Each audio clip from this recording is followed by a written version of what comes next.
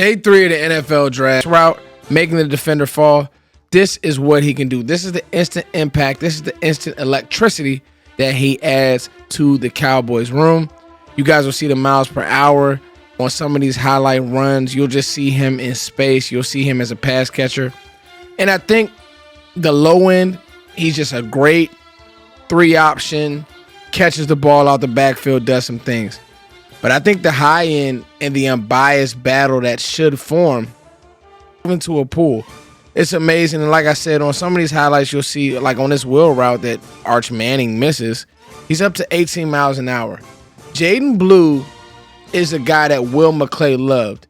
Jaden Blue comes into the Cowboys and is instantly the most electric runner on this team. He was the fastest running back in the NFL draft. And in a draft that was really, really stacked, he fell to 5th round. But let's be honest, in any other class, Jaden Blue would have been drafted in the 3rd round. And I want you guys to hear Steven, Will, Brian, Jerry. I want you guys to hear those 4 just talk about this running back position. Because I got to tell you, when they talked about Phil Mafah, and you guys will catch a nugget where Steven made sure that he mentioned Mafah and who he is. And then Brian Schottenheimer said, but. Okay, so he talked about Javonte Williams, right? I'm honestly surprised that this didn't get more pub than what I thought it would, probably because it was a jam-packed and an action-packed draft. But on the last day of the draft, when Brian Schottenheimer says, but, okay, Javonte Williams, Miles Sanders, but this Phil Mafah now, I'm not calling him James Conner, but Phil Mafah reminds me of the player. And Clayton Adams, we all know what Clayton Adams did with James Conner. Physical runner, physical running style. So after I play this clip, we're going to get to Phil Mafah's film because I think there is a role and I think there's a way that you can carve out a path for this guy to end up on the field. And ultimately, Jaden Blue and Phil Mafah being the 1-2 punch that the Cowboys need. Will was hollering blue 5 days ago and hollering it back 6 days ago too. He liked that blue. So if you will, I want to defer to Will here and let him kind of give us an experience here. You know, at the end of the day, the NFL, you're looking for explosive playmakers. He's an explosive playmaker. You put him in the backfield behind what we built in the line and the other guys, it gives you an opportunity to be explosive. I know Coach Schottenheimer's got some tricks up his sleeves to use the skill set that he has in the other guys, but an explosive player that can flip the field for you on carries, can also win you some matchups in man-to-man coverage versus linebackers and even line up, so you get an explosive playmaker. The 2 free agents, Javonte and Miles, we were thrilled to get those guys. We know they've played the game, they've got traits.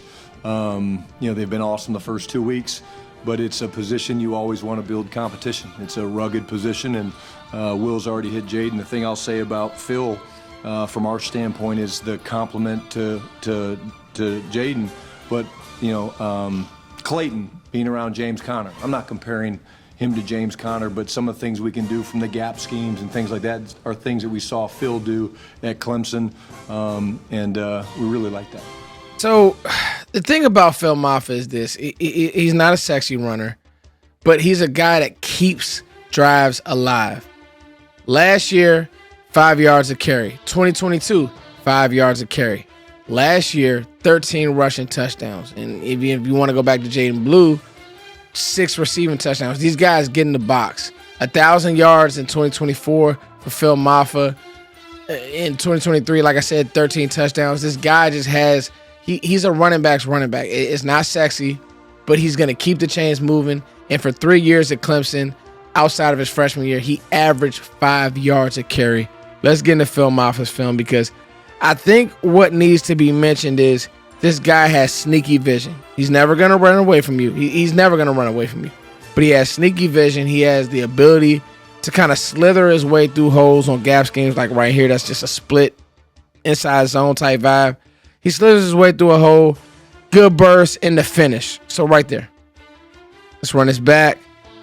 Look at the runner. Look at the duo blocks. Boom. Finish. And so we'll call that with that tackle. That's a lock right there. Look at the tackle. Lock it.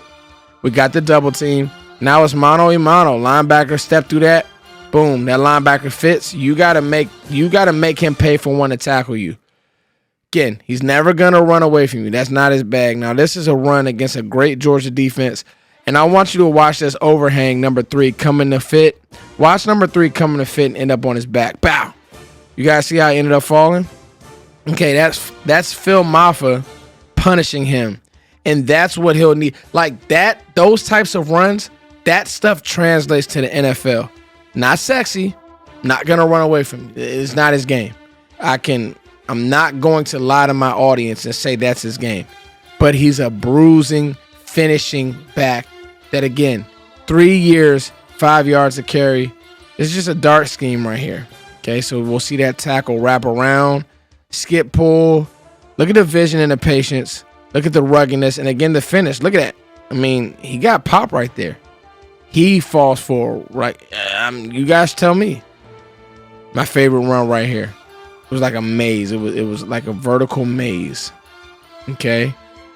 Step through. This is just true inside zone, so that's nothing special though. So that when you're running inside zone, it's on the running back to press. Look for the cutback lane, and if there isn't one, you got to hit it. Boom. Look how he hits it, gets through there. Like that's the run. Okay.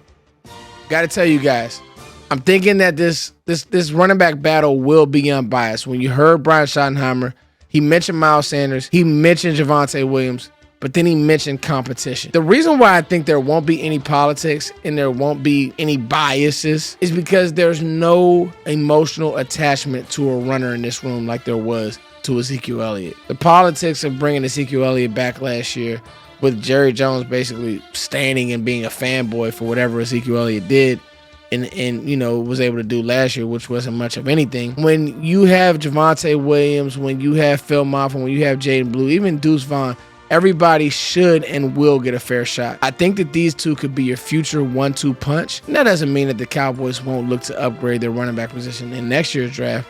But for this year, I mean, nobody's going to look at Javonte Williams and say he's a lock. May the best man win. I think it might be these two young pups. It's your boy, Flister King, as always. Thank you guys for liking, sharing, and subscribing. We're on the road to 40K.